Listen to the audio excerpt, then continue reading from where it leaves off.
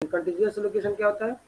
A single continuous set of block is allocated to a file at a time of file creation. मतलब file creation के समय एक single block continuous right करते रहेगा, तो कहते हैं कंटिन्यूअस एलोकेशन। जैसे आप पढ़े होंगे एरे, एरे में पढ़े तो एरे में क्या पढ़ रहे थे? एरे में जो डेटा स्टोर होता है आपने पढ़ा कंटिन्यूअस डेटा स्टोर होता है, एक के बाद दूसरा, दूसरे के बाद तीसरा, तीसरा के बाद चौथा। ऐसा नहीं कि एक पाला ही आ रहा है तो 10 गो के बाद दूसरा जा रहा है डेटा, ऐसा नहीं हो रहा है, कंटिन्यूअस डेटा स्टोर हो रहा है। यहाँ भी क्या है कि फाइल स्टोर होता है ब्लॉक में, ब्लॉक होता है। ब्लॉक क्या है? Block is a group of bytes. जैसे डॉस में हम जाएंगे तो एक बाइट इक्वल टू, एक block equal to 512 bytes, 512 bytes को एक ब्लॉक कहते हैं, ठीक है। यूनिक्स में जाएंगे तो कुछ और होगा, ठीक है। एक मिनट जैसा होल्ड कीजिएगा, जैसा एक मिनट।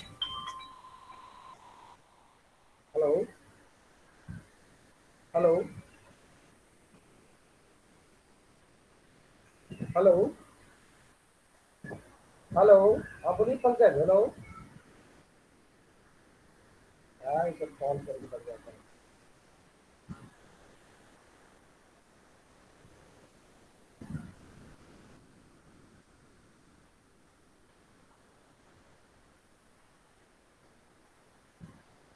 हेलो, आप कॉल किए थे, बोलिए। आएंगे थोड़ी देर में, आते हैं हम, 10 15 20 मिनट में आते हैं, 15 20 मिनट में आते हैं। आइए ना, पहले क्या कुछ का कुछ बात है क्या? नहीं ना, आ गया सेकेंड में, थर्ड का भी आ गया, आ रहे हैं, आइए आते हैं थोड़ी देर में आते हैं। थर्ड है अपने पास, थर्ड भी है। थर्ड क्लिक करें, मीना मैम आएंगे तो फोन करेगा, थर्ड वाले को कहे फोन करेंगे, ठीक है ना। जिनके भी पास मीना मैम आएंगी ना, मीना मैम, ठीक है, तुम आ रही है, बोले हम भी आ रहे हैं 10 15 मिनट में, तो उनको कहिएगा थर्ड वाले को फोन करने, आ जाएगा तो थर्ड फोर्थ सब भर देंगे हम लोग, ठीक है ना। हम आ रहे हैं, हम भी आ रहे हैं 10 15 मिनट में आपको।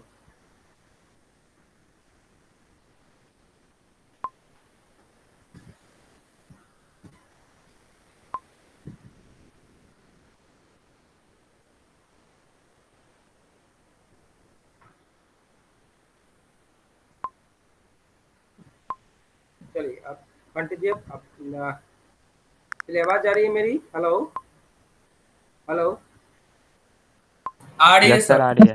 बस सर आ रहा है। चलो ठीक है, कॉलेज से फोन आ रहा है, अभी जाना पड़ेगा कॉलेज, चलो इसलिए आप लोगों का क्लास डिस्टर्ब हो रहा है, हमको बीच बीच में अभी कॉलेज में काम है, जाना पड़ जा रहा है।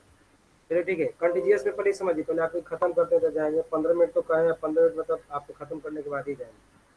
तो ठीक है सर। कंटिन्यूस में, कंटिन्यूस में क्या समझे कि एक ब्लॉक ऑफ डेटा, ब्लॉक मतलब समझते क्या हुई, एक block equal to 512 byte DOS में। और यूनिट्स की बात करेंगे ना तो बाय डिफॉल्ट यूनिट्स में 1024 बाइट इक्वल टू 1 ब्लॉक हो जाता है, लेकिन यूनिक्स में चेंज भी कर सकते हैं। मतलब उसको हम इंस्टॉल करते समय चाहेंगे तो 2048 बाइट का भी एक ब्लॉक बना सकते हैं, लेकिन बाय डिफॉल्ट यदि कुछ चेंजेस नहीं करते हैं तो 1025 बाइट्स का एक ब्लॉक बना के रखता है। डॉस में कितना रखता है? जैसे कहा 512 बाइट्स। तो कंटिन्यूस में क्या है ना, group of continuous block of data, continuous आपको कंटिन्यूस राइट करता जाएगा, ठीक है, जब फाइल आप क्रिएट करेंगे तो क्या लिखा है? A single continuous set of block is allocated to the file at a time to a file at the time of file creation, ठीक है। thus this is pre-allocated asset is using variable size partition. This file location table need to just a single entry for each file showing the starting block and the length of the file. समझे? मतलब क्या हुआ कि एक इस method में सबसे benefit क्या हुआ है, एक ही इंफॉर्मेशन रखना है कि जहाँ फाइल एंड हुआ है, फाइल स्टार्ट हुआ है, फिर उसका फाइल का एंडिंग होगा। ऐसा नहीं है कि फाइल आधा पार्ट यहाँ, कुछ पार्ट यहाँ, कुछ पार्ट यहाँ, ऐसा नहीं है कंटिजियस वाले में। तो कंटिजियस में सबसे बेनिफिट है कि ये जो एक सिंगल एंट्री में ही सारा काम पता चल जाता है, सिंगल एंट्री इंफॉर्मेशन रखने से ही कि कहाँ स्टार्ट हुआ और कहाँ उसकी कितना उसका लेंथ है, जहाँ उसका लास्ट है वहाँ आपका एंडिंग पता चल जाता है। This method is best for the point of view of the individual sequential file. Multiple block can be read at a time, improve input output performance from sequencing process, ठीक है। जब sequentially प्रोसेस एक्सेस करना तो उसके के लिए सही है। It also to retrieve single block, एक ब्लॉक को रिट्रीव करने में इसमें आसानी होती है क्योंकि आप सिक्वेंसली वहाँ डेटा स्टोर हो रहा है। ऐसा नहीं कि एक पार्ट एक डेटा यहाँ तो कुछ पार्ट कहीं और है, कुछ पार्ट कहीं और है, ऐसा नहीं है। ठीक है, इसको कहते हैं कंटिजियस मेमोरी। जस्ट लाइक समझिए, सिंपल सी बात समझिए कि जैसे एरे में हम नंबर स्टोर करके रख रहे हैं, सेम कॉन्सेप्ट फाइल के कम है कि फाइल में भी डिस्क में जो डेटा स्टोर होगा वो कंटिन्यूस हो। जैसे कैसे एरे में आप रखते हैं तो आपको स्टार्ट कर रहा था तो इन तक भी आप पहुंच जा रहे हैं, नेम से इंडिकेट हो रहा है, एक नेम से स्टार्ट से लेकिन तक रेफर हो जा रहा है। अलग अलग नहीं कि अलग अलग पैकेट के लिए हम अलग अलग नाम देकर अलग एक्सेस कर रहे हैं, ऐसा तो नहीं करते हैं। एरे में क्या करते हैं आप कि एरे में नाम एक दिए और स्टार्ट टू इन तक का डेटा रिट्रीव कर लिए। तो क्यों रिट्रीव कर लिए? क्योंकि आपका पैकेट जो है स्टोर एक सीक्वेंस में स्टोर, लेकिन यही जाके आगे जाके सी में पढ़िएगा तो वो पढ़ाया जाएगा लिंक लिस्ट। लिंक लिस्ट में भी हम मेमोरी में डेटा स्टोर करते हैं, लेकिन ये क्या होता है, नॉन कंटिजियस होता है। एक पैकेट इस मेमोरी बना ए पे, मेमोरी 1 पे बना, मेमोरी लोकेशन 1 पे, फिर वो चलेगा मेमोरी लोकेशन 10 पे, फिर वो कल गया मेमोरी लोकेशन 100 पे, और एक सीक्वेंस में नहीं रहता है। अब उसको एक्सेस करने के लिए तरीका क्या फॉलो करेंगे? जो अगला जो मेथड इसमें है उसकी बात कर लो, जिसमें लिंक डेलोकेशन का है। इसमें क्या है कि नहीं, इसमें क्या है, एक नाम से इंडिकेट करो, स्टार्ट टू एंड तक का डेटा रिट्रीव कर सकते हो, आपको स्कैटर किया हुआ डेटा नहीं रहेगा। ठीक है, जैसे एग्जांपल दिया गया, if a file block, if a file start at block B and ith block of file is wanted, it locate one secondary storage device bi plus b plus I minus 1, इतना तक जाएंगे तब locate हो। जैसे मान लो अब एक data दिया हुआ है, इसको किसको बड़ा करते हैं, देखिए ये बड़ा कर दी तो ज़्यादा दिखेगा। जैसे ये डेटा स्टोर है, मान लीजिए जैसा एक छोटा कर जरा सा, देखिए डेटा स्टोर है और उसका मेंटेन क्यों है, लॉग मेंटेन किया हुआ है।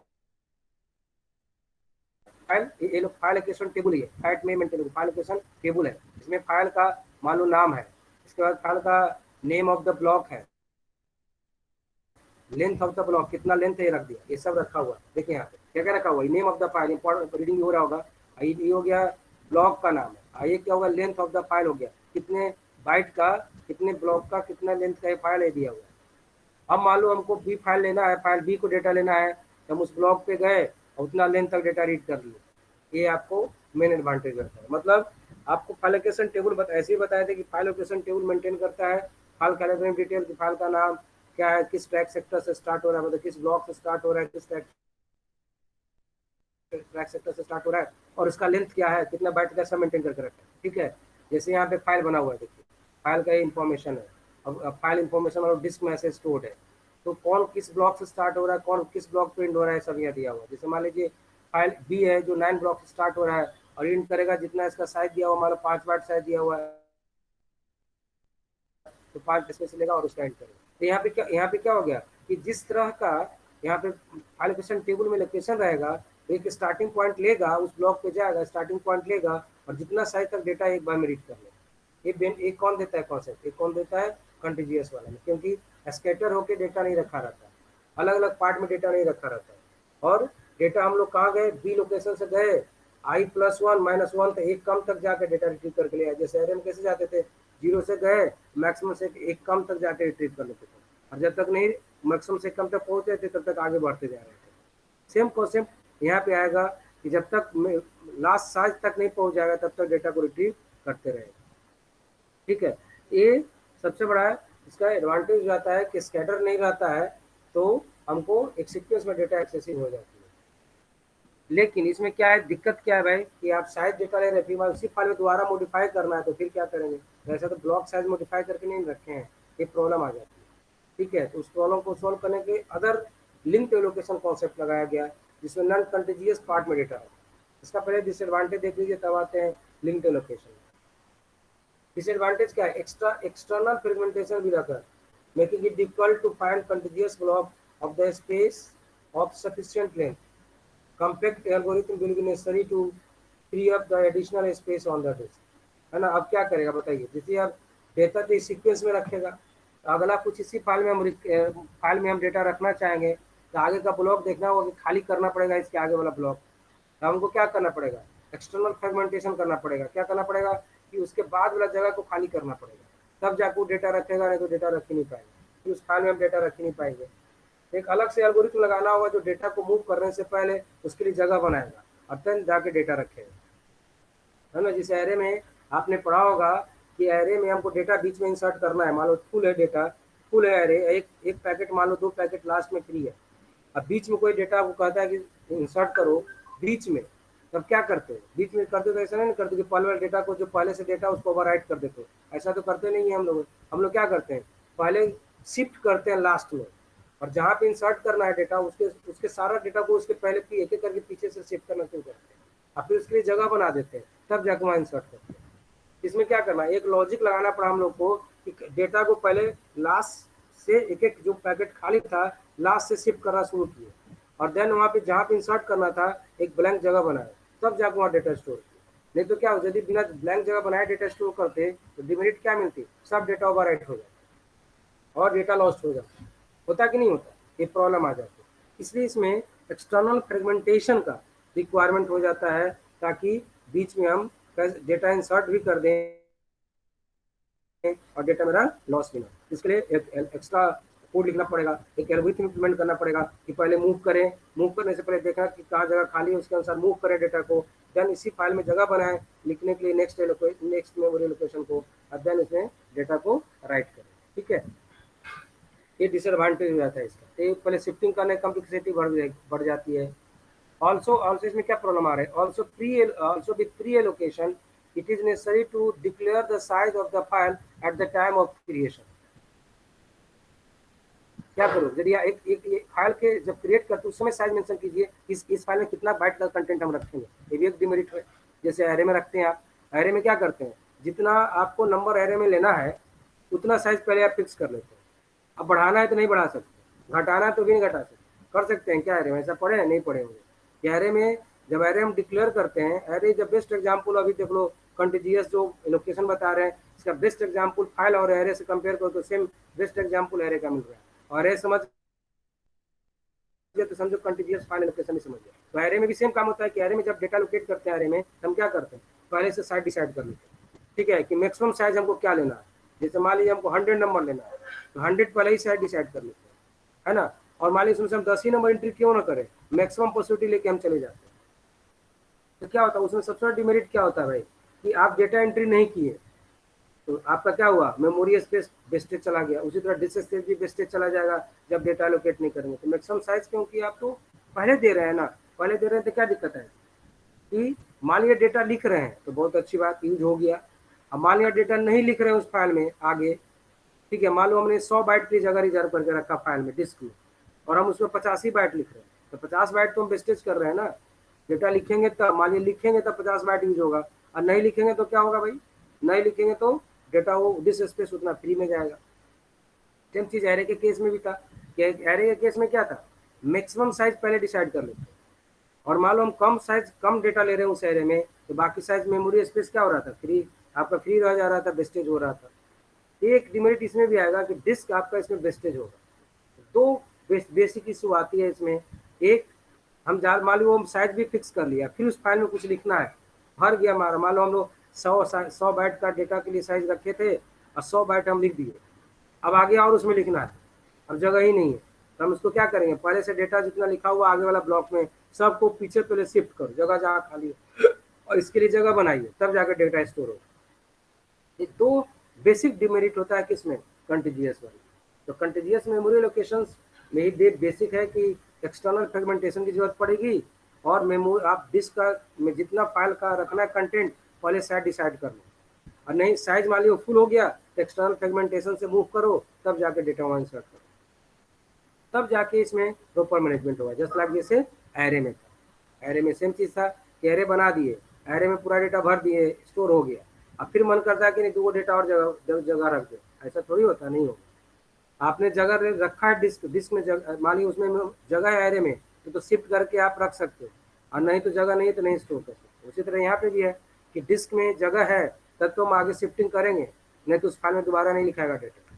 डिस्क में जगह ही नहीं है, पूरा डिस्क मेरा फुल है, तो हम डेटा उसके लिए किसको शिफ्ट करेंगे, शिफ्ट कहाँ करेंगे, ऐसा नहीं करेंगे डेटा को डिलीट कर देंगे किसी और फाइल का, नहीं ना, हम ऐसा जगह शिफ्ट करेंगे जहाँ पे खाली है, वहाँ पे शिफ्टिंग करेंगे एक एक करके पीछे से, तो उतना जगह रहेगा तब, हमारी जगह नहीं है तो शिफ्टिंग नहीं होगा, डेटा राइट नहीं होगा। जस्ट लाइक जैसे एरे में शिफ्टिंग तभी होता है जब एरे में पैकेट खाली रहता है, लास्ट से, पैकेट खाली नहीं है, शिफ्टिंग नहीं होगा और डेटा इंसर्टिंग नहीं होगा। ऐसा नहीं होता है कि डेटा इंसर्ट करने का मतलब है कि प्रीवियस डेटा लॉस हो जाए, ऐसा नहीं होना चाहिए। तो सेम कॉन्सेप्ट जो एरे का आप पढ़ते हैं, और एरे का प्रोग्राम आप लोगों ने बनाया भी होगा सी वगैरह में कि एरे में डेटा कैसे रखते हैं। मान लो एरे में बीच में डेटा इंसर्ट करना है तो कैसे इंसर्ट करेंगे, ये सब आप लोगों को पढ़ाया गया होगा कि बीच में कोई एरे बना हुआ है, मान लो 5 नंबर का एरे है, 5 नंबर हमने स्टोर, 4 ही नंबर स्टोर किया है, एक पैकेट हमने जगह खाली रखा है।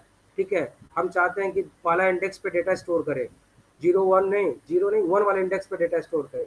तो हम क्या करेंगे, हमको एक एक पीछे जगह खाली था तो हम क्या करेंगे, पीछे से एक करके शिफ्ट करना शुरू करेंगे और 1 इंडेक्स तक का डेटा को शिफ्ट कर लेंगे, तब जाके 1 वाला इंडेक्स पे डेटा को इंसर्ट करेंगे। तो मेरा क्या हुआ, डेटा भी लॉस नहीं हुआ और काम हो गया। मान लीजिए नहीं, मान लीजिए चलिए हम पांचों का पांचों नंबर इंसर्ट किए हुए भर दिए एरे का, अब ये कहता है पहला पोजीशन पे इंसर्ट करो, तो नहीं इंसर्ट होगा, हमको उसको मैसेज देना होगा कि एरे में जगह नहीं है, डेटा इंसर्ट नहीं हो सकता। ऐसा नहीं कर सकते हैं कि 1 वाला जगह वाले को हटा देंगे, रिप्लेस कर देंगे, तो डेटा तो लॉस हो गया ना, ऐसा तो नहीं हो सकता। एरे में भी ऐसा क्रम पड़े, सेम कॉन्सेप्ट यहाँ भी इम्प्लीमेंट होता है कि नहीं, यदि जगह खाली है तब हम शिफ्टिंग करेंगे, तब एक्सटर्नल फ्रेगमेंटेशन करेंगे, नहीं जगह खाली है एक्सटर्नल फ्रेगमेंटेशन नहीं करेंगे, उस फाइल में दोबारा राइट नहीं होगा। यदि आपका फुल साइज जितना आपने असाइन किया है उसको वो भर जाता है तो, समझ गए। ये डिमेरिट है किसका, तो कहिए कंटिन्यूअस एलोकेशन वाला का। जैसे कि एरे का डिमेरिट है कि मेमोरी वेस्टेज होता है, एक्स्ट्रा इंसर्शन की बात आती है, दिक्कत होता है। इस प्रॉब्लम को सॉल्व करने के लिए दिया गया है, सी में भी कॉन्सेप्ट दिया गया है डायनेमिक मेमोरी लोकेशन, कैसे में डायनेमिक मेमोरी लोकेट करेंगे और उसको कैसे सॉल्व करें ताकि जहाँ चाहे वहाँ डेटा इंसर्ट कर सके, बीच में चाहे बीच में इंसर्ट कर सके बिना डेटा लॉस किए और बिना शिफ्टिंग किए। ठीक है, ये सब कॉन्सेप्ट सी में भी पढ़िए आगे जाके। इधर लिंक लिस्ट एलोकेशन, जैसे कि यहाँ भी सेकंड बता रहे हैं लिंक एलोकेशन। इस प्रॉब्लम को हटाने के लिए एक और कॉन्सेप्ट लाया, वो होता है link allocation, non continuous allocation, जिसके लिए सी में आप सेम चीज पढ़िएगा लिंक लिस्ट में। जैसे कंटिन्यूअस एलोकेशन अभी किसमें बताया, एरे वाला में, और लिंक लिस्ट एलोकेशन कहाँ मिलेगा आपको, तो आप ये एलोकेशन जो फाइल वाले देख रहे हैं, अगेन लिंक लिस्ट चैप्टर पढ़िएगा सी में, उसमें मिलेगा लिंक लिस्ट एलोकेशन। इसको यहाँ पे कहा गया लिंक लिस्ट नहीं, यहाँ पे कहा गया लिंक एलोकेशन। तो कहते हैं non continuous allocation. Non continuous का मतलब ही होता है क्या, एक एक डेटा मेरा यहाँ दूसरा डेटा कोई सीक्वेंस में नहीं रहेगा, कहीं और रहेगा जहाँ मेमोरी फ्री मिल रहा है, तीसरा डेटा कहीं और रहेगा जहाँ मेमोरी फ्री मिल रहा है। ठीक है, तो ये आपका एलोकेशन जो हुआ डेटा का वो कंटिन्यूअस एलोकेशन का है। मतलब डिस्क में जहाँ जहाँ जगह फ्री मिलेगा, जैसे मान लीजिए एक फाइल हम बना रहे हैं, फाइल में बनाना शुरू किए, फाइल नंबर 1 बनाना शुरू किए, चलो फाइल में बनाना शुरू किए, हमने आज ने 10 लाइन उसमें लिख दिया, फाइल को सेव करके बाहर आ गए। फिर फाइल नंबर 2 बनाया, उसमें भी 5 लाइन लिख के सेव कर दिया। फिर फाइल नंबर 3 बनाया, उसमें भी 10 लाइन लिख के सेव कर दिया। तो क्या हो रहा है, मेमोरी में डेटा कैसे स्टोर हो रहा है भाई, डिस्क में डेटा कैसे स्टोर हो रहा है, पहला फाइल जहाँ इंड हुआ उसके बाद दूसरा फाइल आ गया, दूसरा फाइल जहाँ इंड हुआ तीसरा फाइल आ गया, तीसरा फाइल इंड हुआ चौथा फाइल का कंटेंट आ गया। ऐसा नहीं है कि पहला फाइल के बाद जगह खाली रखता है कि भविष्य में आप कुछ उसमें लिखिएगा, ऐसा जगह नहीं रखता है। अब क्या कीजिएगा, जैसे मान लीजिए अब हमको फाइल में फिर से लिखना है, तो यहाँ पे शिफ्टिंग नहीं करेगा, ये सबसे बड़ा मेरिट है, इसमें मेरिट है, शिफ्टिंग नहीं करेगा, फिर से लिखना है हमको। हम क्या करेंगे भाई, तो जहाँ जगह खाली है डिस्क में, जगह खाली है 3 नंबर फाइल के बाद, वहाँ जाके डेटा राइट होगा पहला फाइल का, और उसका एड्रेस रख लेगा पहला फाइल के जहाँ स्टार्ट हुआ था, जहाँ एंडिंग हुआ उसके लास्ट में, कि अगला कंटिन्यूअस कहाँ से हो रहा है, अगला उसका लिंक कहाँ है, और फिर अगर वहाँ से लिखना शुरू करेंगे। तो जब उस फाइल को रिट्रीव करेंगे तो पहला सेक्शन जहाँ से स्टार्ट हुआ था वहाँ से लेकर लास्ट तक रीड किया पहले, और फिर उसका देखा कि लिंक कहाँ मिल रहा है दूसरा उसका नेक्स्ट पार्ट का, उस लिंक पे जंप होकर चला गया हेड और वहाँ से डेटा रीड कर लेता है। इस तरह के लोकेशन को लोग क्या कहते हैं, non continuous allocation, file allocation. यही समझा दिए, इस चीज़ को यहाँ पे स्टेटमेंट में लिखा हुआ है, जिसको कि प्रैक्टिकली इम्प्लीमेंट करना है। तो आपको इस सी में हमको मिल जाएगा, हम लोग को सी पढ़िएगा, उसमें डेटा कैसे हम नॉन कंटिन्यूअस लोकेट करते हैं।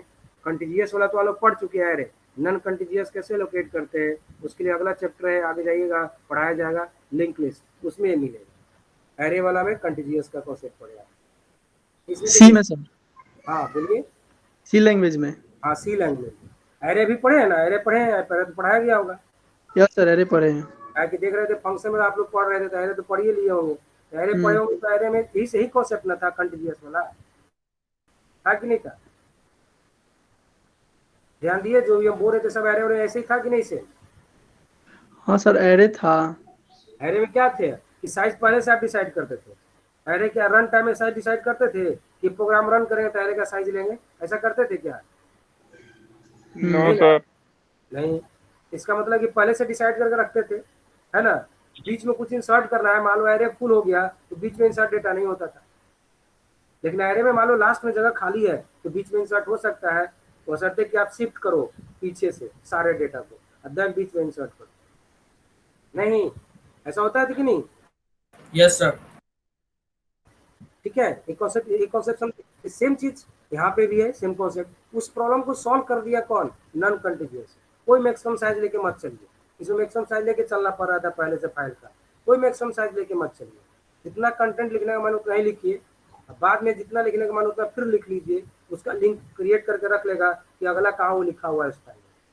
ठीक है, फिर उस फाइल में दोबारा लिख रहे हैं, मान लो हम 10 दिन के बाद, और 10 दिन में 50 फाइल बना दिए, तो फिर वो 50वां फाइल के बाद जहाँ जगह बना हुआ होगा वहाँ लिख देगा और उसका लिंक उसके लास्ट में रख देगा। इस तरह करके लोकेट कर लेगा। तो एक जगह डेटा उसको तो मिला नहीं, part by part data different different location पर रखा हुआ है। इसलिए इसका नाम दिया गया क्या? Non contiguous allocation. समझे? इसलिए इसका नाम दिया गया नॉन कंटिजियस एलोकेशन। इसको समझा दिए, इसी को यहाँ पे लिखा हुआ है। अब इसी को हम एक बार पढ़ देते हैं, जो बात है और भी बात इसमें पॉइंट आ जाएगी। ठीक है, जो बोल दिया अधिकतर चीज में समझा दिया। ठीक है, तो allocation is one eight individual block basis. ठीक है, ईच ब्लॉक कंटेन, एक ब्लॉक बेसिस वाइज होता है ना। एक ब्लॉक जितना लिखे, फिर दूसरा ब्लॉक, फिर तीसरा ब्लॉक, एक ब्लॉक दूसरे ब्लॉक से लिंक रहेगा, दूसरा ब्लॉक तीसरे से लिंक रहेगा, तीसरा चौथे से लिंक रहेगा। जितना बार मॉडिफाई करेंगे उतना बाय ब्लॉक डेटा मेंटेन करेगा और उसका चेन मेंटेन करके रखा जाएगा। कैसे मेंटेन करेगा? एक जहाँ ब्लॉक एंडिंग हो रहा है उसके लास्ट में अगला ब्लॉक का एड्रेस रख लेगा, फिर अगले ब्लॉक के लास्ट में फिर इसके आगे वाला का एड्रेस रख लेगा, तो देखिए एक चेन बन जाएगा और उसका लिंक मेंटेन कर देगा। Each block contain, देख लिखा हुआ, each block contain the pointer to the next block in the chain। लिखा हुआ ना, पॉइंटर में दिया हुआ address, address of the next block in the chain. एक चेन में रखे, लिंक क्रिएट करके रखा जाए ताकि एक ब्लॉक से स्टार्टिंग से डेटा रीड करें तो अगला एड्रेस मिलेगा कहाँ पे रखा हुआ है, जिस एड्रेस पे वहाँ चला जाएगा। फिर उसको लिंक करें तो फिर तीसरा कहाँ लिखा हुआ है उसके एंड में चला गया, एंड में उसका एड्रेस रखा हुआ है, फिर उससे उस लोकेशन पे चला गया। ठीक है, again the file table need to just a single entry of each file. पूरा ब्लॉक का एंट्री नहीं रखेगा कि कहाँ कहाँ सेगमेंट होकर रखा है, वो नहीं रखेगा। फाइल एलोकेशन क्या रखता है? सिर्फ पहला एंट्री का पार्ट, मतलब जहाँ से स्टार्ट हुआ, स्टार्ट खाली रखता है। एंडिंग कहाँ हुआ वो अपना पता चल जाएगा कि एंडिंग कहाँ हुआ। स्टार्ट का एड्रेस वालू रहेगा तो एंडिंग अपने आप पता चल जाएगा, क्योंकि एक ब्लॉक कहीं यहाँ तो दूसरा ब्लॉक कहीं और है, तो उसका लिंक इसके पीछे वाला में, फिर उसके आगे वाला का लिंक उसके पीछे वाला में। अब आगे कोई लिंक नहीं है तो उसका इंडो फाइल लिखा रहेगा लास्ट में। इंडो फाइल लास्ट में लिखा रहने का मतलब है कि फाइल में कुछ लिखा हुआ नहीं है, एंडिंग हो गया, एंडिंग पॉइंट है। तो क्या हुआ, जैसे लिंक लिस्ट पढ़िएगा तो सबसे लास्ट नोड, सबसे लास्ट ब्लॉक का एड्रेस पार्ट नल कर देगा, जो इंडिकेट करता है कि आगे कोई डेटा इस लिस्ट में नहीं है, जस्ट लाइक जैसे यहाँ बताया। तो नेक्स्ट ब्लॉक में क्या करेगा, उसका एड्रेस कंटेंट कर रखेगा, जिसको बताएगा कि अगला ब्लॉक तो कहाँ पे है। again the file table need just a single entry, वही तो हो गया, showing the starting block of the starting block and the length of the file। starting block और length of the file पहला शो करेगा। all the pre-allocation is possible, it is more common simply to allocate block as needed। जैसा जरूरत है तो allocate कीजिए, पहले से फिक्स नहीं कीजिए, जैसे उसमें था कि पहले से साइज फिक्स कीजिए। Any free block can be added to the chain, कोई भी फ्री ब्लॉक आगे में कोई फ्री एड्रेस में उसको चेन में आप ऐड कर सकते हैं। खाली उसके नेक्स्ट में, पीछे वाले के नेक्स्ट में उसका एड्रेस डाल दीजिए कि कहाँ से कौन किस ब्लॉक को अगला ब्लॉक हम यूज कर रहे हैं डेटा स्टोर करने के। ठीक है, अब the block need not be continuous, कोई जरूरी नहीं कि कंटिन्यूअस होगा, कोई यहाँ होगा तो कोई दूसरी जगह पे, कोई तीसरी जगह पे, जो भी बताए।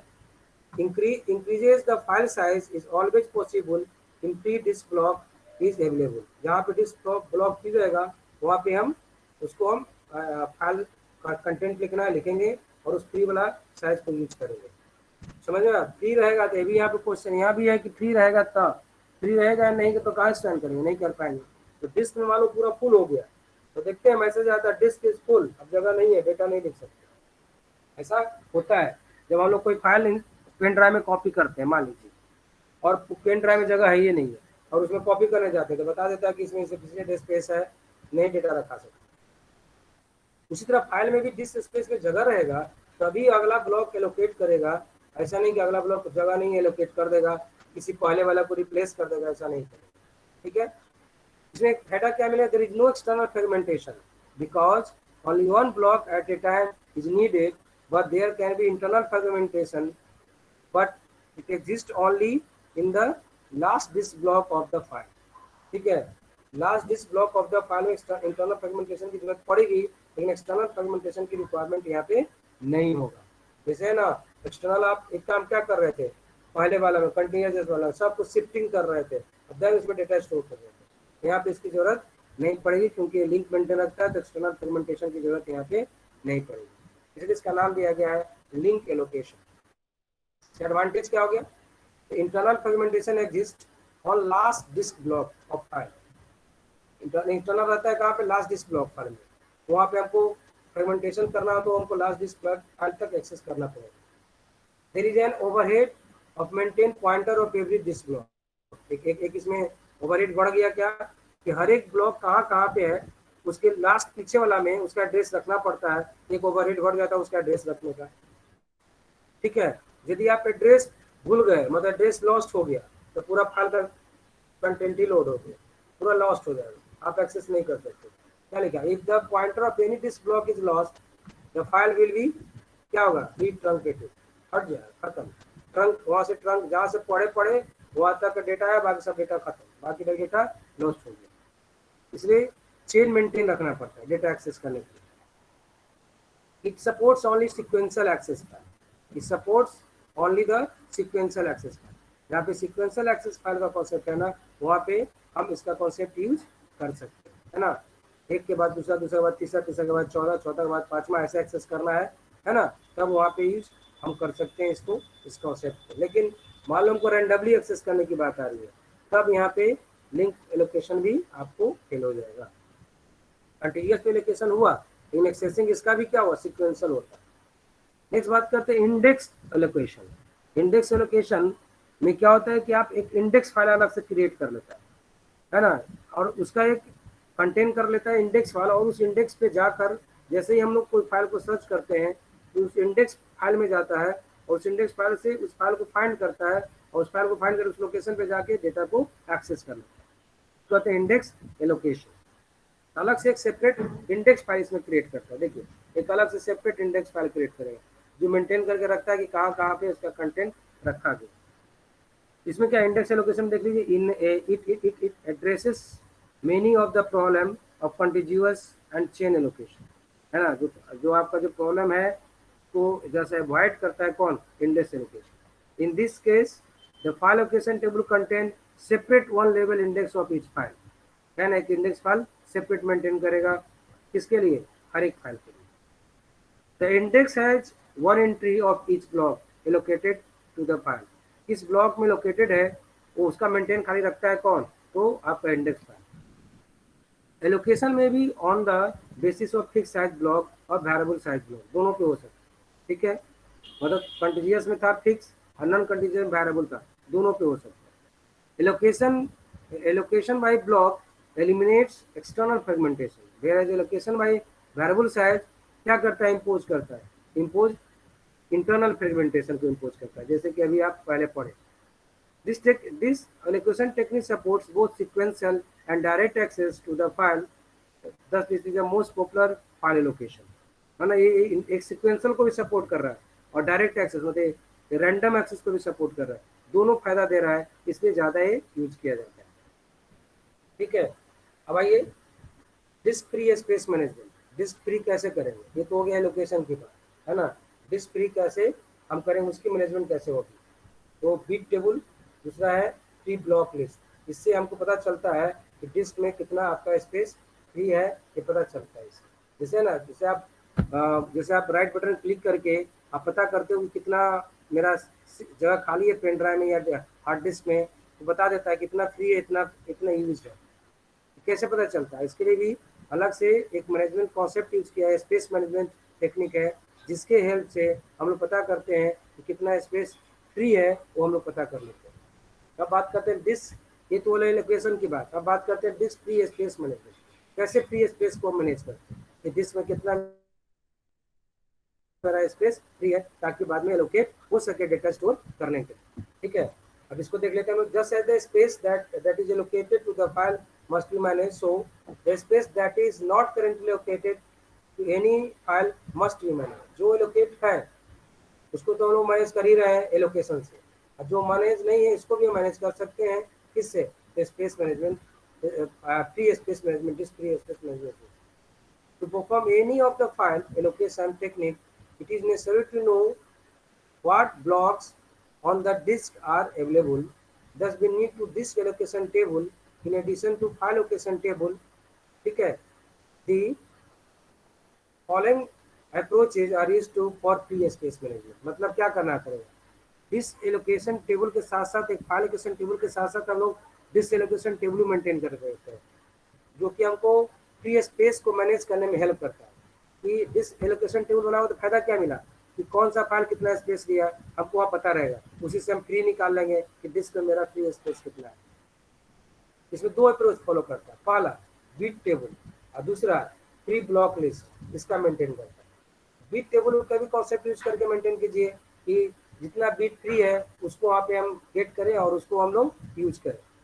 So this method is used for vector containing one bit for each block on the disk.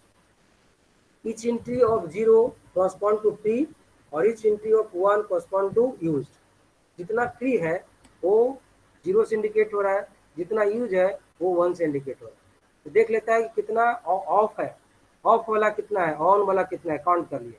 On वाला जितना है मतलब ये ऑक्युपाइड है, फ्री नहीं है, और जितना जीरो वाला है मतलब फ्री है। इसमें ये इतना जगह है जिसमें हम मेमोरी एलोकेट, फाइल का एलोकेशन हो सकता है डिस्क में, ये पता चल जाता है आपको। क्लियर है, जीरो रहेगा मतलब फ्री है, वन है मतलब यूज है। तो क्या करेगा वो 0 1 0 फाइंड करेगा कि ऑन ऑफ में कितना देख लेगा, जितना ऑन है वो सब यूज वाले में काउंट कर लेगा और जितना ऑफ है सब फ्री वाला में काउंट कर लेगा। और वो फ्री वाला जितना है उसका मेमोरी एलोकेशन अगेन कंटिजियस हो या नॉन कंटिजियस हो या इंडेक्स हो, इसके हेल्प से आपका होगा। एक तो तरीका हुआ कि डेटा बिट वाइज मेंटेन कर लो। जहाँ ऑन सिग्नल है इसका मतलब आपका यूज है, जहाँ ऑफ सिग्नल राइट किया हुआ है इसका मतलब फ्री है। तो जो फ्री है उसको आप यूज कीजिए और जो फुल है वो आपका यूज नहीं होगा, और आपको पता चल जाएगा कि कितना स्पेस मेरा, कितना बाइट मेरा स्पेस फ्री है, वो आपके सामने आ जाएगा। एक तो बिट वाला मेथड। दूसरा मेथड है free block list. Block wise list maintain करके रख लो कितना ब्लॉक फ्री है, ये भी कर सकते हैं। In this method, each block assigns the number of sequentially, and the list of number of all free block is maintained in reserved block of the disk. जितना फ्री ब्लॉक है उसको maintain कर लीजिए। जैसे डिस्क ब्लॉक है उसमें आप क्या कीजिए, फ्री डिस्क ब्लॉक को मेंटेन कर लीजिए। कौन कौन सा कई ब्लॉक इसमें डिवाइडेड है ना, इसमें से कौन कौन सा ब्लॉक यूज्ड है, कौन कौन सा ब्लॉक फ्री है। तो एक फ्री ब्लॉक का लिस्ट आपको वहाँ पे बन जाएगा, और ब्लॉक लिस्ट से पता चल जाता है कि ये ब्लॉक फ्री है, इसमें डेटा हम स्टोर कर सकते हैं। तो देखिए फाइल स्टोर करने में दोनों की जरूरत पड़ती है। एक डिस्क में जगह है कि नहीं तो वो डिस्क फ्री मैनेजमेंट से पता चल गया, अगर वो ब्लॉक वाइज करे या बिट वाइज करे। और एलोकेशन, तभी एलोकेशन की बात है, फ्री रहेगा तभी एलोकेशन होगा। अब एलोकेशन करना है तब जाके कंटिजियस करो या नॉन कंटिजियस करो या इंडेक्स बेस करो, दोनों में से कोई एलोकेशन, तीनों में से कोई एलोकेशन कर सकते हैं। कब, जब मेरे पास डिस्क फ्री का स्टेटस रहेगा तब। डिस्क रहेगा ही नहीं फ्री तो डेटा स्टोर कहाँ करेंगे, डेटा तो स्टोर ही नहीं कर पाएंगे। एक बेसिक मेथड है कि how to find disk spaces, free spaces, and how to allocate. आपका डिस्क एलोकेशन कैसे करते हैं इसका ये मेथड है। ये आपको एग्जामिनेशन में पूछेगा कि डिस्क एलोकेशन कैसे होता है और फ्री स्पेस को कैसे फाइंड करते हैं, इसके लिए क्या अप्रोचेज है, डिस्क एलोकेशन के लिए क्या मेथड है, ये पूछेगा। ये तीन है, कौन कौन सा है आपका, ये भेज भी दिए थे आप लोगों के लिए। कंटिजियस, नॉन कंटिजियस जिसको लिंक एलोकेशन करते हैं, और दूसरा इंडेक्स एलोकेशन। और फ्री स्पेस फाइंड करने के लिए क्या क्या है, तो बीट वाला अप्रोच और दूसरा नहीं तो ब्लॉक वाला अप्रोच। ये दोनों में से कोई अप्रोच फॉलो कर सकते हैं फ्री स्पेस फाइंड करने के लिए। ये बेसिक आपका फाइल मैनेजमेंट का कॉन्सेप्ट है। तो फाइल पता चल गया कि फाइल क्या है, फाइल को कैसे रखते हैं, फाइल का एट्रीब्यूट क्या होता है, फाइल का लोकेशन कैसे होता है, कैसे फ्री स्पेस फाइंड करते हैं, क्या लॉजिक है, थ्योरेटिकल पार्ट कवर हो गया। तभी आप देखिए लिस्टिंग करते हैं तो आपको पता चल जाता है कितना स्पेस फ्री है। ये फ्री जो बताया कौन बताया, फाइल फ्री डिस्क फ्री वाला मैनेजमेंट है। और एलोकेटेड है, कहाँ एलोकेटेड है, ये लोकेशन से पता चल गया हम लोग को, जिस तरह जो एलोकेशन के मेथड उससे पता चल जाता है कि कौन कौन सा ब्लॉक एलोकेटेड है मेरा, अगर वो कंटिजियस हो या नॉन कंटिजियस हो या इंडेक्स एलोकेशन उससे पता चल जाता है। इससे लोकेशन वाला से पता चल जाता है यूज वाला, और फ्री वाला फ्री मैनेजमेंट से हमको फ्री डिस्क स्पेस का पता चल जाता है। और इस तरह के डेटा हम स्टोर करते हैं और फ्री स्पेस को मैनेज करते हैं। ठीक है, यही था आपका फाइल मैनेजमेंट का कॉन्सेप्ट। नेक्स्ट है आपका डिस्क मैनेजमेंट। ठीक है, नेक्स्ट यूनिट की बात करते हैं, थर्ड यूनिट वाला में डिस्क मैनेजमेंट। डिस्क मैनेजमेंट अब डिस्क में कैसे डेटा, किस कॉन्सेप्ट से डेटा मैनेज करता है, अब इसकी बात करते हैं। देखिए आपको फंडामेंटल आपने पढ़ा होगा तो कुछ ऐसा स्ट्रक्चर हार्ड डिस्क का दिखाया गया होगा, कुछ ऐसा स्ट्रक्चर दिखाया गया था कि नहीं दिखाया गया, ये बताइए। हाँ,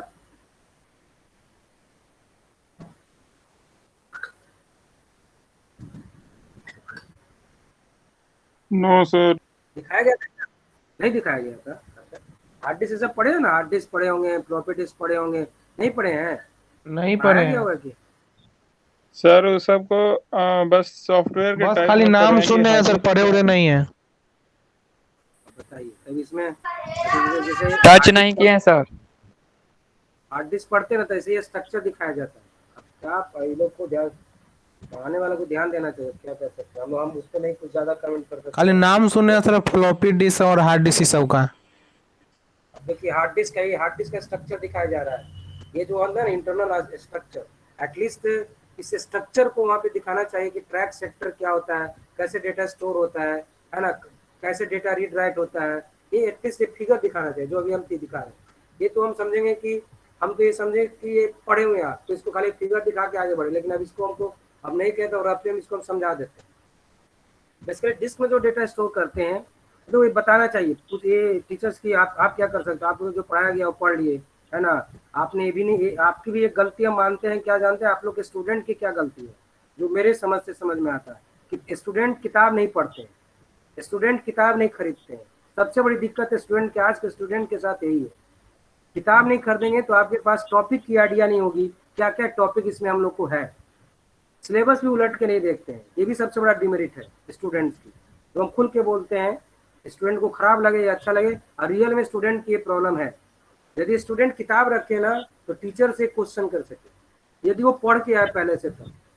लेकिन आप लोगों एक सबसे बड़ा सभी के साथ है, ये आपके नहीं कि 4 को 10 को भी है जुड़े हुए उनके साथ है, बाकी सब लोगों को भी साथ यही प्रॉब्लम होती है कि किताब खरीदना नहीं चाहते, समोसा खा लेंगे खरीद के है ना, मोबाइल डेटा भरा लेंगे माँ पापा से लड़के कि पैसा भरिए हम मोबाइल यूज करेंगे, सिनेमा देख लेंगे मोबाइल पे, लेकिन किताब नहीं खरीदेंगे। ये है, ये तो पुराना आदत है, आज के डेट में तो ये नया आदत यूज हो गया। लेकिन ये बाबू बता दें, जब हम लोग पढ़ते थे ना तो समोसा कम खाते थे, नहीं ये खाते थे, और जो समोसा का पैसा मिलता था उसे किताब खरीदते थे, ये समझ जाओ।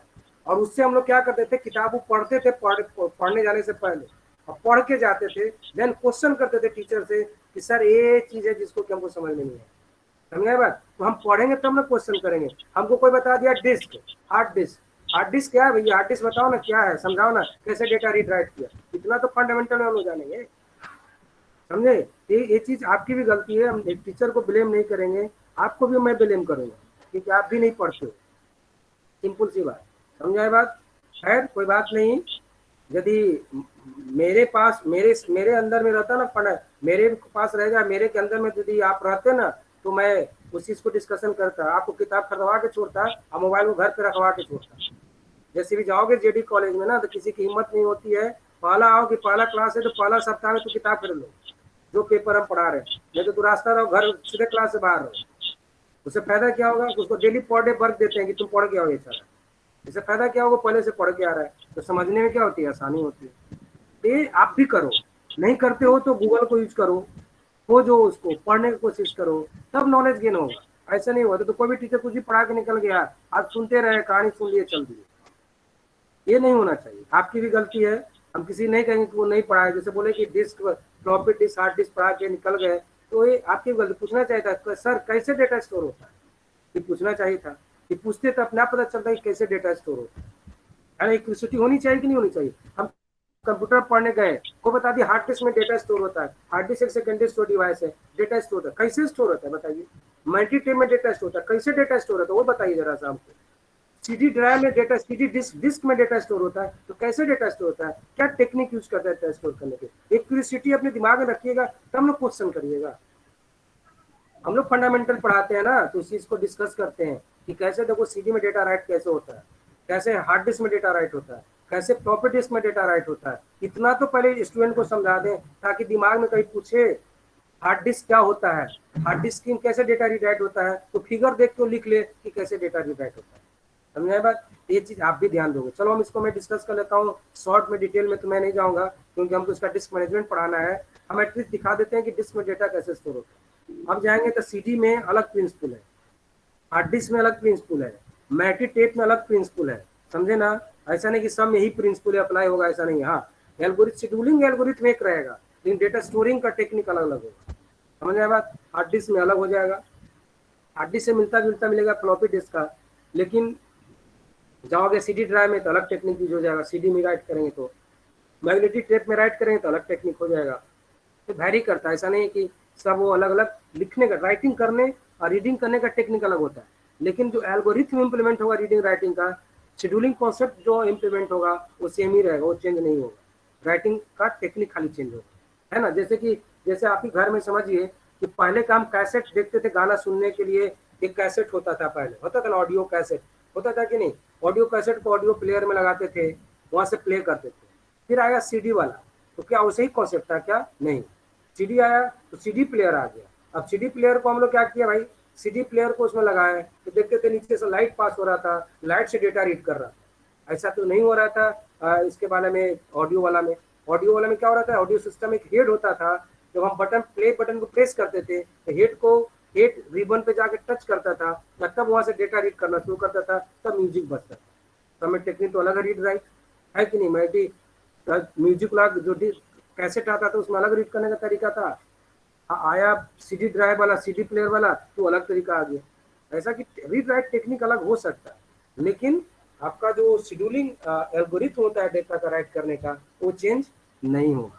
तो चलिए हम लोग एक पूरा छोड़िए CD drive, at least hard disk का पार्ट हम लोग डिस्कस कर लें कि कैसे होता है। फ्लॉपी डिस्क हार्ड डिस्क में करीब करीब मिलता जुलता है, स्लाइटली डिफरेंस होता है क्या, कि फ्लॉपी डिस्क में एक ही प्लेट होता है, हार्ड डिस्क में मल्टीपल प्लेट होते हैं, जिसमें डेटा रीड राइट करता है। जैसे यहाँ देखिए दिखा रहा है फिजिकल स्ट्रक्चर, देखिए हार्ड डिस्क का दिखा रहा है। जब हार्ड डिस्क अंदर खोलते हैं, पूरा डिस्क जो पैक्ड है उसको खोलते हैं ना, इस तरह का स्ट्रक्चर अंदर दिखेगा। और एक सिलेंडर एक ऐसी रहेगा आपका, एक ऐसा आर्म रहता है, उस आर्म में डिस्क लगा रहता है। समझे, ये आर्म जो है ना, इस आर्म में ही सारा डिस्क, मल्टीपल डिस्क अटैच रहता है, और हर एक लेयर पे ना रीड राइट हेड लगा रहता है। देखिए ये आर्म है, रीड राइट आर्म है, ये डिस्क असेंबली है जिसमें डिस्क लगा रहता है। मल्टीपल डिस्क होता है, एक डिस्क नहीं मल्टीपल डिस्क होता है। फ्लॉपी डिस्क में एक डिस्क होता है, जबकि हार्ड डिस्क में मल्टीपल डिस्क होता है। और ये आपका आर्म असेंबली है जिसमें हेड लगा रहता है, और हेड क्या करता है ना, मूवेबल, आगे पीछे हेड मूव होगा और डेटा को रीड राइट करते रहेगा। देखिए क्या हुआ, ये ट्रैक सेक्टर में डेटा स्टोर होगा, इसको ट्रैक कहते हैं। और ये अलग पार्ट जो बना ना, ट्रैक सेक्टर क्रॉस करके जो बनता है, ये पार्ट जो क्रॉस, इसको कहते हैं एक सेक्टर कहते हैं। तो डेटा स्टोर होता है ट्रैक सेक्टर में। और ये पूरा जो दिख रहे हैं अंडर जो ऐसा देख रहे हैं एरिया गोल बना, ऐसा ही है वाला उजला उजला वाला, इसको कहा जाता है सिलेंडर। ठीक है, एक सिलेंडर हुआ, इसी में आपका डेटा, आपको उस एरिया में डेटा, ट्रैक सेक्टर एरिया में डेटा को राइट करेगा। ठीक है, ये एरिया में डेटा को, आपको डेटा को रीड राइट करने का काम करेगा। तो देखिए ट्रैक हुआ, राउंडेड सर्किल जो होता है ऐसा, उसको ट्रैक कहते हैं। और ट्रैक को क्रॉस कर रहा है, ऐसे पार्ट में डिवाइड कर देते हैं, और एक इंडिविजुअल ये देखते हैं, उसको कहते हैं सेक्टर। अब इसको दिखाने के लिए हम पूरा डिस्क मैनेजमेंट का पूरा फिगर बनाए तो दिख जाएगा कि ट्रैक सेक्टर कैसे दिखता है। मतलब ऐसा एक सर्किल रहेगा, और सर्किल को क्रॉस करके जो एक पार्ट बनेगा उसको हम क्या कहेंगे, सेक्टर कहेंगे। अब क्या होता है, डिस्क, देखिए डिस्क चला गया, डिस्क जो क्या होता है, रोटेट होते रहता है ना, रोटेट होता है। तो ना कहते हैं कि इतना आरपीएम का हार्ड डिस्क है, कहते हैं ना, कहते 7200 आरपीएम का हार्ड डिस्क है। आरपीएम स्टैंड फॉर क्या हुआ, रोटेशन पर मिनट। हार्ड डिस्क खरीदने जाएगा ना तो कहेगा कितना आरपीएम का हार्ड डिस्क है, कहेगा 7200 आरपीएम है, या कहेगा और ज्यादा आरपीएम का है। तो आरपीएम मतलब क्या हुआ, कि एक सेकंड में आरपी, एक मिनट में कितना बार मूव करेगा डिस्क, मतलब पूरा डिस्क कितना बार मूव करेगा। तो समझिए एक स्पिन में 7200 टाइम, मतलब यदि हम 7200 आरपीएम का हार्ड डिस्क रखते हैं तो 7200 बार वो मूव कर लेता है एक बार में, इतना फास्टली मूव करता है। और उसके बाद रीड राइट हेड डेटा को रीड करता है, तब जाके डेटा हमको तुरंत फास्टली मिलते रहता है। क्योंकि डेटा एक ट्रैक से हमारे यहाँ से रीड कर रहे हैं, कहीं इसी ट्रैक से, कभी इससे रीड कर रहे हैं, कहीं कहीं और से रीड कर रहे हैं, क्योंकि एक तो फाइल, कोई भी फाइल अब कहीं से एक्सेस हो सकता है। तो हो सकता है इस प्लेट में राइट है, कोई कहे इस प्लेट में राइट, हो सकता है कोई फाइल इस प्लेट में राइट है, तो उसको मूव होना पड़ेगा सही पे। तो एक हेड रहेगा तो क्या इधर उधर जंप करता रहेगा, ऐसा नहीं होता है। हर एक लेयर के लिए एक हेड होता है और अपना अपना जैसे इंस्ट्रक्शन आता है उस फाइल को वहां से रीड करके मेमोरी में लोड कर देता है। तो देखिए इसको क्या कह रहा है, आर में सिमिलर और किसके लिए, रीड राइट के लिए, रीड राइट हेड के लिए। और ये क्या है, एक स्पिन करेगा, मूव करता रहेगा स्पिंडल में, वो मूव कर, एक मोटर होता है जो उसको मूव कराता है बहुत फास्टली उसको। ये हो गया प्लेट जहाँ पे डेटा रीड राइट होगा, सिलेंडर का एरिया जहाँ पे डेटा रीड राइट होगा। और डेटा रीड राइट किस फॉर्म में होगा, ट्रैक सेक्टर के फॉर्म में होगा, ठीक है। सर्कल नुमा होगा जो होगा ट्रैक, जो उसको क्रॉस करके ऐसे बनाएगा उसको क्या कहते हैं, सेक्टर। और एक एक सेक्टर में ट्रैक सेक्टर वाइज डेटा को रीड राइट करेंगे। तो पूरा डिस्क क्या होता है ना, ट्रैक सेक्टर में डिवाइडेड होता है। ये डिस्क का मैनेजमेंट का नहीं होगा ना, तो एक छोटा सा उसमें स्ट्रक्चर डिस्क का खोल के दिखाते तो स्ट्रक्चर दिखा सकते थे कि क्या कैसे रहता है, उतना दिखाएंगे तो टाइम लगेगा। लेकिन इतना से रफ आइडिया मिल गया कि हार्ड डिस्क के अंदर कैसा स्ट्रक्चर रहता है। फ्लॉपी रहेगा ना, तो फ्लॉपी में एक ही प्लेट रहता है, फ्लॉपी में दो प्लेट नहीं रहता, एक प्लेट होता है, रीड राइट हेड दोनों ही लगा पे रहता है, और आगे पीछे मूव होकर मूवेबल हेड मूव होकर डेटा को रीड राइट करता है। लेकिन हार्ड डिस्क में मोर देन वन प्लेट्स होती है, क्योंकि दोनों मैग्नेटिक डिस्क ही है ना, एक में ज्यादा प्लेट होगा एक में कम प्लेट होगा, ठीक है ना। और इसलिए शायद जिससे कम प्लेट है, ट्रैक सेक्टर भी उसमें कम है, तो कैपेसिटी फ्लॉपी की कम होती है। हार्ड डिस्क में ट्रैक सेक्टर एक प्लेट में ज्यादा होते हैं, और मटेरियल जो है तो प्लास्टिक मटेरियल से जरा सा हार्ड मटेरियल चेंज करता है, ट्रैक सेक्टर भी ज्यादा बढ़ जाता है, और आपको डेटा भी इसमें ज्यादा स्टोर होता है कंपेयर टू फ्लॉपी डिस्क, ठीक है। और ये पूरा एक पैकेट में पैक्ड रहता है, जो कि हम ऐसे देख नहीं सकते। जब उस पैकेट को खोलेंगे, हार्ड डिस्क वाले पैकेट को, तब जाके देखिएगा अंदर प्लेट्स है, एक मोटर है जो उसको रोटेट करता है, ऐसे नहीं दिखेगा। ऐसे तो लगता है एकदम पैक्ड रहता है, तो पता नहीं चलता है कि हार्ड डिस्क के अंदर क्या है, ठीक है। फ्लॉपी वाला तो हम लोग देख भी सकते हैं, उसको हटा के कि प्लास्टिक वाला देखते हैं कि प्लास्टिक टाइप का एक कहीं सर्किलनुमा प्लेट होता है, और उसी में डेटा रीड राइट होता है, वो दिख जाता है। लेकिन हार्ड डिस्क में तो पूरा पैक्ड रहता है, इसलिए वो नहीं दिखता है। जब उसका पैक को खोलते हैं इंटरनली वो दिख जाएगा कि कई प्लेट्स हैं। ये है स्ट्रक्चर, है डिस्क स्ट्रक्चर, जहाँ पे डेटा रीड राइट होता है। मतलब हार्ड डिस्क में ही डेटा रखते हैं, जैसे जो कंप्यूटर में डेटा हम स्टोर कर रहे हैं, कहाँ स्टोर कर रहे हैं, हार्ड डिस्क में डेटा स्टोर कर रहे हैं। तो बेसिक हम लोग हार्ड डिस्क का ही बात करके रखेंगे, क्योंकि हार्ड डिस्क में ह्यूज अमाउंट ऑफ डेटा को स्टोर करके रख सकते हैं। फ्लॉपी में तो 1 MB 2 MB ज़्यादा रख सकते हैं, ज़्यादा नहीं रख सकते। लेकिन ह्यूज अमाउंट डेटा की बात करते हैं तो हम लोग कहाँ जाएंगे, हार्ड डिस्क की बात करेंगे। इसलिए यहाँ पे हम हार्ड डिस्क का स्ट्रक्चर की बात की कि हार्ड डिस्क में ही डेटा स्टोर करते हैं ज़्यादा अमाउंट में, इसलिए हार्ड डिस्क की बात की। अदर भी स्टोरेज डिवाइस है जहाँ पर हम डेटा स्टोर कर सकते हैं, और जो मैनेजमेंट टेक्निक अभी बताएंगे वो टेक्निक वहाँ भी इम्प्लीमेंट होगा, अगर वो CD हो, अगर वो DVD हो, या अदर स्टोरेज डिवाइस हो। समझ में आए बात? तो चलिए इसको आगे अगले क्लास में डिस्कस करते हैं क्या मैनेजमेंट टेक्निक देख रहे हैं। इसमें डिस्क का स्ट्रक्चर हो गया, स्ट्रक्चर है, स्ट्रक्चर का एक्सप्लेनेशन है, शिफ्ट टाइम रोटेशन था, समझा देंगे स्ट्रक्चर को, ठीक है। शेड्यूलिंग कैसे इंप्लीमेंट करता है, शेड्यूलिंग बता देंगे, है ना। शेड्यूलिंग एल्गोरिथम कैसे इंप्लीमेंट करता है, तो देखिए इसमें फर्स्ट कम फर्स्ट सर्व यहाँ भी आता है, SST इसमें भी आता है। ये सब एल्गोरिथम है जो कि हम लोग आगे डिस्कस करेंगे, ठीक है।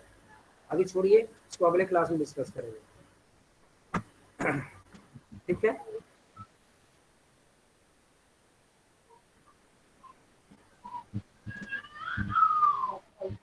चलिए तो अब नेक्स्ट क्लास में हम लोग फिर मिलते हैं, है ना, आगे के लिए, ठीक है।